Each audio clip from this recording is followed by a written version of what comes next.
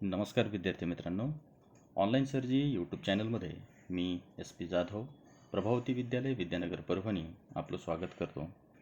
मित्रांनो, आपण आज वर्ग 9 विषय मराठी यामध्ये मराठीच्या पाठ्यपुस्तकात क्रमांक 17वर समाविष्ट करण्यात आलेला खेळांवर आधारित असलेला पाठ ऑलिम्पिक वर्तुळांचा गोफ हा आज अभ्यासणार आहोत.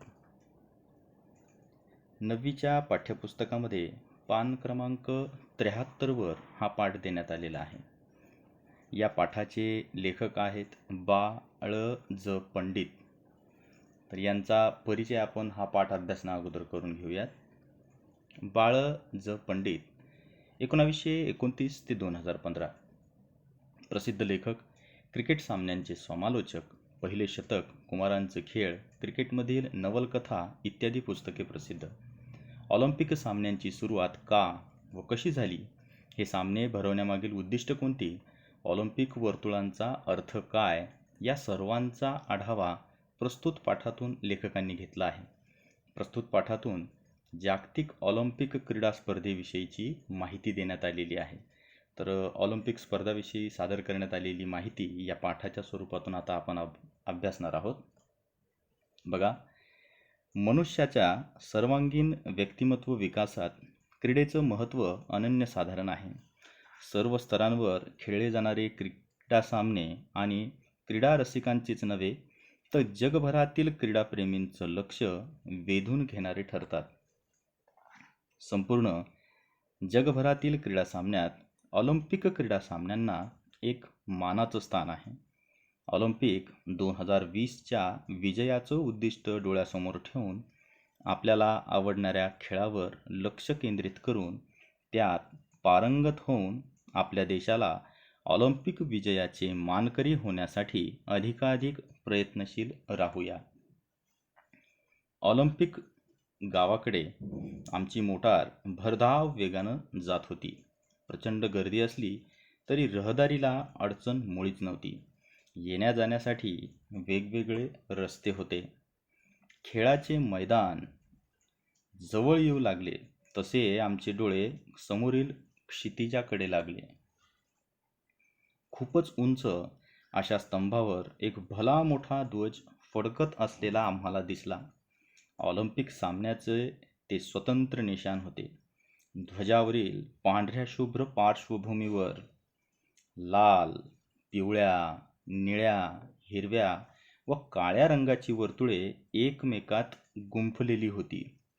जणू 5 मित्रच हातात हात धरून आपल्या मैत्रीची साक्ष जगाला देत होते.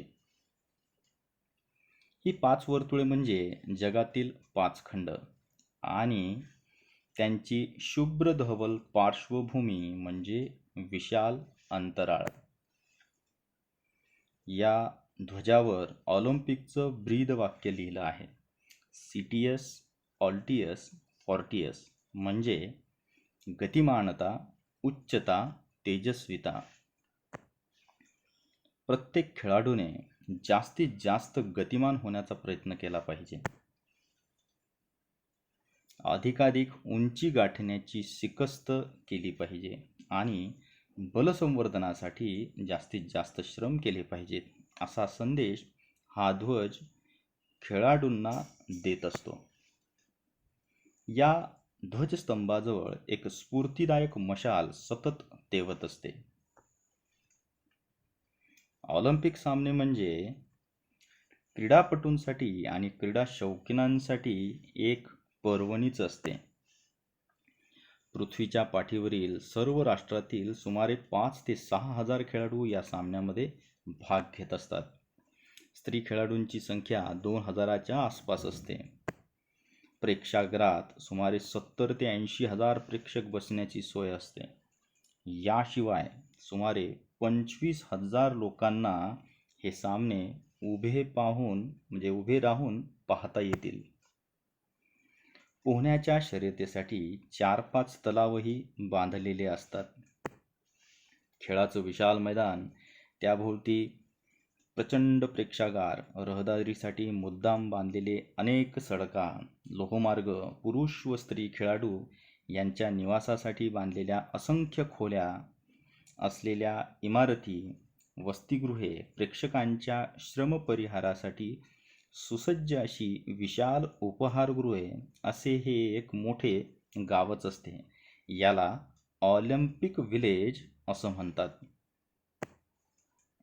ऑलिम्पिक विलेज बसवण्याची कल्पना इसवी सन 1956 मध्ये मेलबर्न येथे मांडण्यात आली. पहिले ऑलिम्पिक विलेज तिथलेच.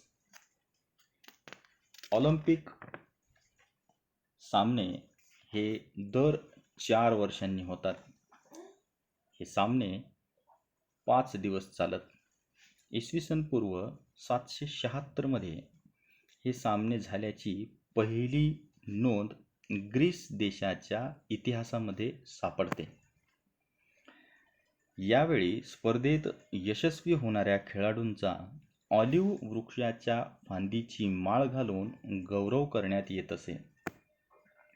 ग्रीस देशातील अनेक शहरे परस्परांतील भेदभाव विसरून या यशस्वी स्पर्धकाचे प्रचंड स्वागत करत. या सामन्यातील खेळाडूंना राष्ट्रीय सण समारंभाच्या वेळी मानाचे स्थान मिळत असे. पुढे ग्रीक सत्तेचा ऱ्हास झाला आणि त्याचबरोबर इसवी सन पूर्व 394 मध्ये हे सामने बंद पडले. मैत्रीचा मंत्र सांगणाऱ्या या ऑलिम्पिक सामन्याची त्यानंतर इसवी सन 1894 साली आधुनिक जगाला आठवण झाली. यावर्षी फ्रान्स देशात एक ऑलिम्पिक काँग्रेस भरविण्यात आली होती. त्या काँग्रेसला अनेक राष्ट्रांचे प्रतिनिधी हजर होते.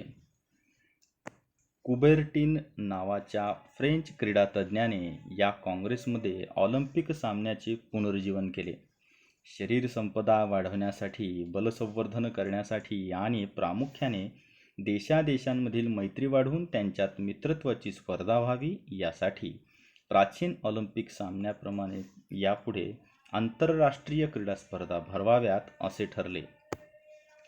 1896 पासून ऑलिम्पिक सामने दर 4 वर्षांनी वेगवेगळ्या देशात भरवले जातात. त्या निमित्ताने जगात सद्भावना, समता, मैत्री, विश्वबंधुत्व, शिस्त व ऐक्य या भावना वाढीस लागतात. या सामन्यात निरनिराळ्या 21 खेळांची तरतूद आहे. पुरुषांसाठी व स्त्रियांसाठी वेगवेगळे सामने होतात. या सामन्याच्या व्यवस्थेसाठी एक आंतरराष्ट्रीय ऑलिम्पिक समिती नेमलेली असते. या स्पर्धेत भाग घेणाऱ्या प्रत्येक देशाचे 1 व 3 प्रतिनिधी या समितीत असतात. या समितीमध्ये खेळांची व्यवस्था त्या खेळाच्या आंतरराष्ट्रीय संघाकडे असते. ऑलिम्पिक सामन्यांसाठी लागणारा खर्च फारच मोठा असतो. हा सर्व पैसा स्पर्धक देश उभा करतात. क्रीडेच्या क्षेत्रात जातीभेद नाही, धर्मभेद नाही आणि वर्णभेदही नाही. येथे सर्वांना समान संधी मिळते.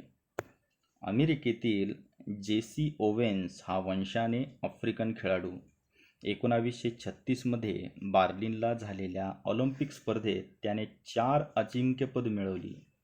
इतकेच नव्हे तर त्या 4ही बाबतीत त्याने नवे उच्चांक प्रस्थापित केले. अमेरिकेच्या यशाचा तो मोठा शिल्पकार ठरला. अमेरिकेनेच नव्हे तर साऱ्या जगाने या खेळाडूचा त्यावेळी केवढा गौरव केला, केवढे कौतुक केले. ओवेन्स वर्ण, त्याचा देश हे सर्व विसरून साऱ्या जगाने त्याची प्रशंसा केली. एमिल झेटोपेक हा झेकोस्लोवाकियाचा खेळाडू 1952 साली त्याने हेलसिंकीचे मैदान गाजवले. तेथे त्याने 5000 मीटर धावणे व मॅरेथॉन या लांब पल्ल्याच्या शर्यतीत नवीन विक्रम केले व नवा इतिहास घडविला. जगातील एक मानवी रेल्वे इंजिन अशी झेटोपेकने ख्याती मिळवली. त्यामुळे जगातील सर्व लोकांना झेटोपेकबद्दल तर अभिमान वाटलाच, पण त्याचबरोबर झेकोस्लोवाकिया देशाबद्दलही त्यांच्या मनात आदर निर्माण झाला. आफ्रिकेतील इथिओपियाचा अबेबे बिकिला या खेळाडूने तर अनवाणी पायाने मॅरेथॉन लांब पल्ल्याची शर्यत जिंकली. एवढे मोठे अंतर त्याने 2 तास 15 मिनिटात काढले. फॅनी बॅकर्स या स्त्री खेळाडूने तर 1948 साली ऑलिम्पिकचे मैदान दणाणून सोडले. 100 व 200 मीटरच्या शर्यतीत प्रथम क्रमांक मिळवला. भारताने हॉकीच्या स्पर्धेत अनेक वर्ष अजिंक्यपद टिकवले. सुप्रसिद्ध भारतीय हॉकी खेळाडू ध्यानचंद यांचे नाव कित्येक वर्ष जगात सर्वांच्या जिभेवर नाचत होते. ऑलिम्पिकच्या मैदानावर खेळाडू खेळत असतात तेव्हा खेळाडूंना पराक्रमाचा व प्रयत्नवादाचा संदेश देणारा ध्वज डौलाने फडकत असतो. त्या ध्वजावरील 5 वर्तुळे ही 5 खंडांची वर्तुळे आहेत. समतेचा व विश्वबंधुत्वाचा संदेश ती वर्तुळे जगाला देत असतात. तर त्याच्या शेजारील क्षुद्र विचारांचा अंधकार घालवणारी ज्योत तेवत असते. तर विद्यार्थी मित्रांनो, अशा प्रकारे आपण ऑलिम्पिक वर्तुळाचा गोफ हा बाळ ज पंडित यांचा पाठ या ठिकाणी प्रकट वाचनाच्या स्वरूपात अभ्यासला आहे. आता आपण या पाठावर आधारित असलेल्या स्वाध्यायाकडे वळणार आहोत. स्वाध्याय आकृती पूर्ण करा. पहिला प्रश्न आहे आकृती पूर्ण करा. यामध्ये पहिला प्रश्न की ऑलिम्पिक सामन्यातून विकसित होणाऱ्या भावना. तर त्या 6 भावना आहेत की ज्या ऑलिम्पिक सामन्यातून विकसित होतात. पहिली भावना आहे सद्भावना, दुसरी आहे शिस्त, तिसरी समता, चौथी मैत्री, 5वं ऐक्य आणि 6वी भावना आहे विश्वबंधुत्व. प्रश्न क्रमांक 2, योग्य पर्याय निवडून वाक्य पुन्हा लिहा. पहिला प्रश्न आहे की पहिले ऑलिम्पिक विलेज डॅश डॅश येथे वसले. 4 ऑप्शन देण्यात आलेले आहेत. पहिला ऑप्शन आहे ग्रीस, दुसरा आहे मेलबर्न, तिसरा आहे फ्रान्स आणि चौथा आहे अमेरिका. तर याचं उत्तर आहे मेलबर्न. तर वाक्य काय होईल की पहिलं ऑलिम्पिक विलेज मेलबॉर्न येथे वसले. दुसरी रिकामी जागा आहे की डॅश डॅश पासून ऑलिम्पिक सामने दर 4 वर्षांनी वेगवेगळ्या देशात भरवले जातात.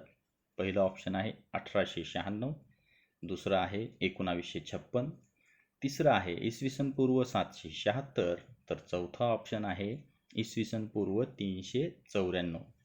तर याचं उत्तर आहे इसवी पूर्व 776. तर वाक्य होईल की इसवी पूर्व 776 पासून ऑलिम्पिक सामने दर 4 वर्षांनी वेगवेगळ्या देशात भरवले जातात.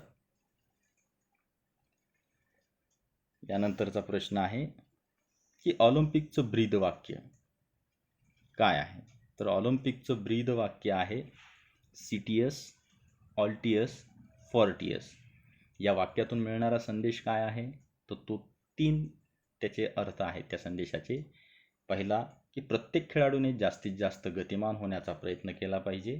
दुसरा की बलसंवर्धनासाठी जास्तीत जास्त श्रम केले पाहिजे. आणि तिसरा की अधिकाधिक उंची गाठण्याचा प्रयत्न केला पाहिजे.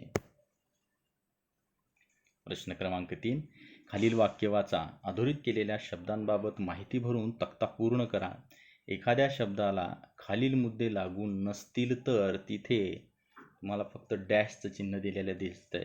याला अधोरेखित करायचं आहे अशा चिन्हाने की हे चिन्ह लिहा. उदाहरणार्थ व यासाठी लिंग, वचन, विभक्ती सगळीकडे हे चिन्ह येईल. म्हणजे या ठिकाणी तुम्हाला डॅश या चिन्हाचा वापर करायचा आहे. व्याकरणात्मक दृष्टिकोनातून बघितलं तर या चिन्हाला संयुग चिन्ह असं देखील म्हणतात. आणि दुसरा त्याचा वापर आहे अधोरेखित करण्यासाठी, म्हणजे एखाद्या शब्दाला अंडरलाईन करण्यासाठी. यासाठी या चिन्हाचा वापर केला जातो. वाक्य आहे की पुरुषांसाठी व स्त्रियांसाठी वेगवेगळे सामने होतात. आता या वाक्यामध्ये आपल्याला जेवढे शब्द आहेत या प्रत्येक शब्दाला या ठिकाणी अंडरलाईन करण्यात आलेली आहे. पुरुषांसाठी व स्त्रियांसाठी वेगवेगळे सामने होतात. या ठिकाणी प्रश्नामध्येच आपल्याला सांगण्यात आलेलं आहे की लिंग, जर लिंगवाचक शब्द असेल त्याला अंडरलाईन करा. यामध्ये लिंगवाचक 2 शब्द आहेत पुरुषांसाठी व स्त्रियांसाठी. व हा शब्द सांगितलेला आहे की वाक्यात जर व शब्द आला असेल तर व या शब्दाला अंडरलाईन करा. त्यानंतर वेगवेगळे आणि सामने हे दोन्ही शब्द वचनदर्शक आहेत, वचन दर्शवणारे शब्द आहेत, त्यामुळे त्यांना देखील या ठिकाणी अंडरलाईन करण्यात आलेली आहे. आता तक्ता दिलेला आहे. या तक्त्यामध्ये आपल्याला बघायचे की शब्द, मूळ शब्द, शब्दजात, प्रकार, लिंग, वचन, विभक्ती. पहिला शब्द आहे पुरुषांसाठी, त्याचा मूळ शब्द आहे पुरुष, त्याची शब्दजात आहे नाम, त्याचा प्रकार आहे सामान्य नाम, लिंग आहे पुल्लिंग, वचन आहे अनेक आणि विभक्ती आहे चतुर्थी. यानंतरचा शब्द आहे वाक्यातला व, मूळ शब्द देखील वच आहे, शब्दजात उभयान्वयी अव्यय, प्रकार या ठिकाणी काहीच नाही, लिंग, वचन, विभक्ती या ठिकाणी देखील व या शब्दासाठी काहीच येणार नाही. यानंतरचा शब्द आहे वाक्यात दिलेला स्त्रियांसाठी, तर स्त्रियांसाठी याचा मूळ शब्द आहे स्त्री, शब्दजात आहे नाम, त्याचा प्रकार आहे सामान्य नाम, लिंग आहे स्त्रीलिंग, त्याचं वचन आहे अनेक आणि विभक्ती आहे चतुर्थी. वाक्यातला नंतरचा शब्द दिलेला आहे की वेगवेगळे, क्रमांक 4 वरचा शब्द आहे, त्याचा मूळ शब्द देखील तोच आहे वेगवेगळे, शब्दजात विशेषण, प्रकार गुणविशेषण, लिंग पुल्लिंग आणि वचन आहे अनेक, विभक्तीमध्ये काहीच येणार नाही. या दिलेल्या उदाहरणातील 5वा शब्द आहे सामने. सामने या शब्दाचा मूळ शब्द आहे सामना, त्याची शब्दजात आहे नाम, प्रकार आहे सामान्य नाम, लिंग पुल्लिंग, वचन अनेक. अनेक का बरं आला असेल बरं या ठिकाणी? यावरून एक लक्षात येते की सामना हे एक वचन आहे आणि सामने हे अनेक वचन आहे, म्हणून या ठिकाणी अनेक शब्द हा वचनामध्ये आलेला आहे आणि विभक्ती आहे प्रथमा. आणि या वाक्याचा शेवट ज्या शब्दाने झालेला आहे होतात, याचा मूळ शब्द आहे होणे आणि शब्दजात आहे क्रियापद, प्रकार, लिंग, वचन, विभक्ती यामध्ये काहीच येणार नाही. अशा प्रकारे आपल्याला हा तक्ता पूर्ण करता येईल.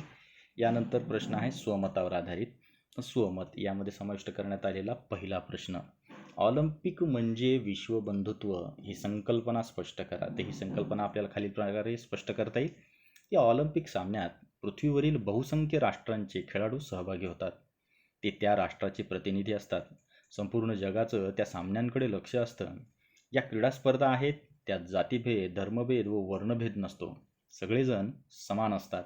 या क्रीडा स्पर्धांमुळे माणसामाणसातील द्वेष, वैर या भावना नष्ट होतात, माणसे एकमेकांशी प्रेमाने, बंधुभावाने वागतात, म्हणून ऑलिम्पिक म्हणजे विश्वबंधुत्व होय. तर अशा प्रकारे विद्यार्थी मित्रांनो, आपण या ठिकाणी ऑलिम्पिक वर्तुळांचा गोफ हा बाळाजो पंडित यांचा पाठ या ठिकाणी अभ्यासला आहे. या पाठावर समाविष्ट असलेली प्रश्नांची उत्तरं ती नेमकी आपण कशी सादर करावीत, कशी लिहावीत याचं देखील मार्गदर्शन या ठिकाणी बघितलं आहे. तर या पाठावर आधारित असलेलं माझं सादरीकरण जर आपल्याला आवडलं असेल तर माझं यूट्यूब चॅनल ऑनलाईन सरजी हे नक्की सबस्क्राईब करा, लाईक आणि शेअर करा. धन्यवाद.